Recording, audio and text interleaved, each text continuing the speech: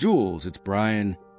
In 3 minutes and 47 seconds, Flight 175 would crash into the South Tower at 590 miles per hour.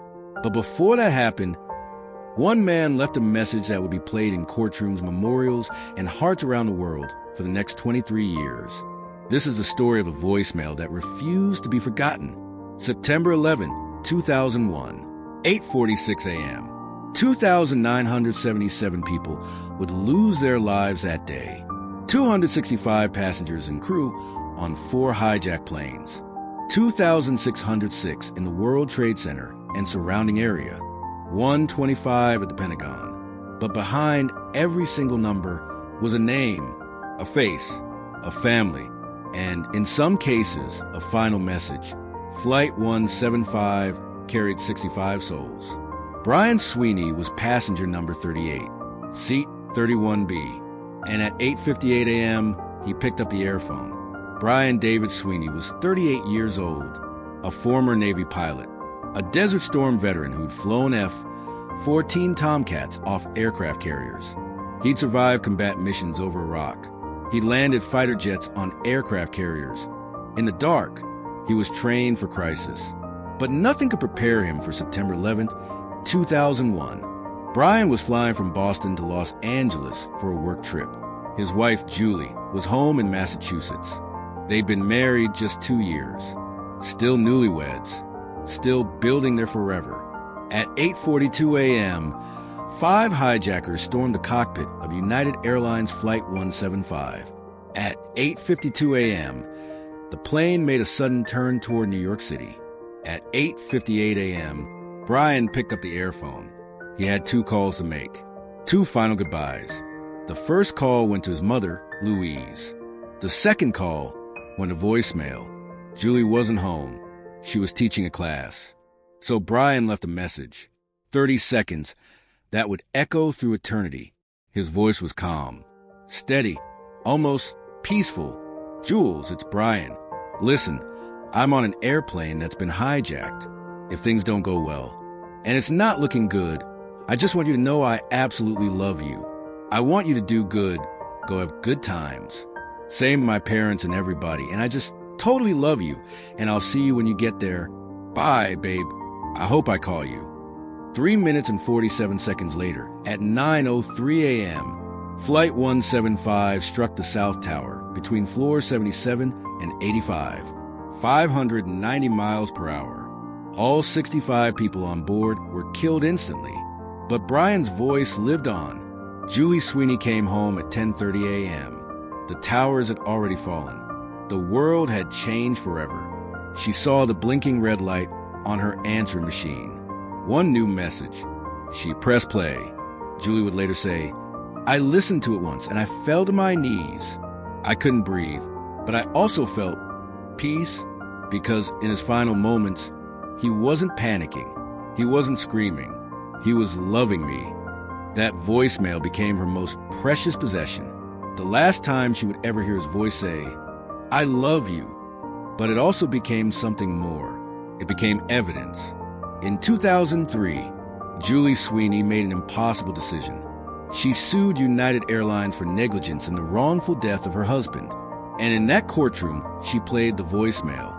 The jury heard Brian's calm voice, his love, his courage, his final gift to his wife.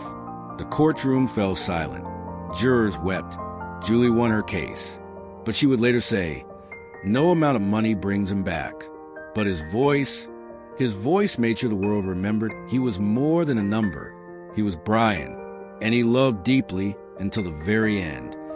The voicemail was also played at the 9/11 Memorial Museum. Millions have heard it. Millions have wept, because it's not just Brian's story. It's the story of every final call made that day. At least 35 phone calls were made from the hijacked planes. Husbands to wives, daughters to mothers, friends to friends, all saying the same thing. I love you. I'm not afraid. Remember me. Brian's voicemail became the voice for all of them, a reminder that in humanity's darkest hour, love was the last word spoken. Julie Sweeney Roth never remarried for 18 years. She carried Brian's message with her everywhere.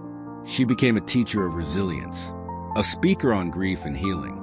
She shared Brian's voicemail at schools, memorials, and with families who'd lost loved ones. In 2018, she finally found love again. She remarried, and she said something profound. Brian's last words to me were, "Go have good times. Do good. He gave me permission to live, to love again." That voicemail wasn't just goodbye. It was his final gift, permission to heal. Today, that answer machine sits in the 9/11 Memorial Museum, preserved forever. But the real memorial? It's in the hearts of everyone who's heard Brian's voice and remembered. Love is stronger than terror. Courage is louder than fear. And sometimes, 30 seconds is enough to change the world. 2,977 people died on September 11, 2001. But millions of stories lived on. Brian Sweeney's voicemail reminds us of 3 eternal truths. 1, tell the people you love that you love them. Today, now, because tomorrow is never guaranteed. 2, in our final moments, we don't think about money, status, or possessions. We think about love. Always love.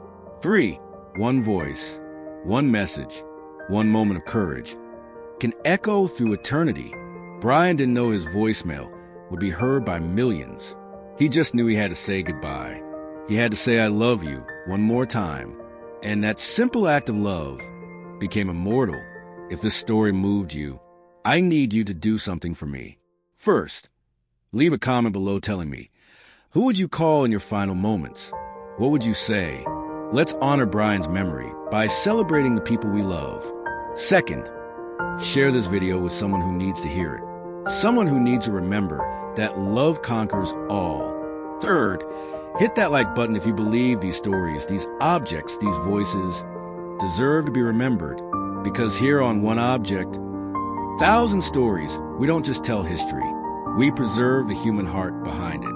If you appreciate deeply researched, emotionally honest storytelling about the artifacts that shaped our world, I'd be honored if you'd subscribe to this channel. Every week, we uncover forgotten relics and the extraordinary human stories they hold. From Titanic survivors to ancient mysteries to moments like this that changed history forever.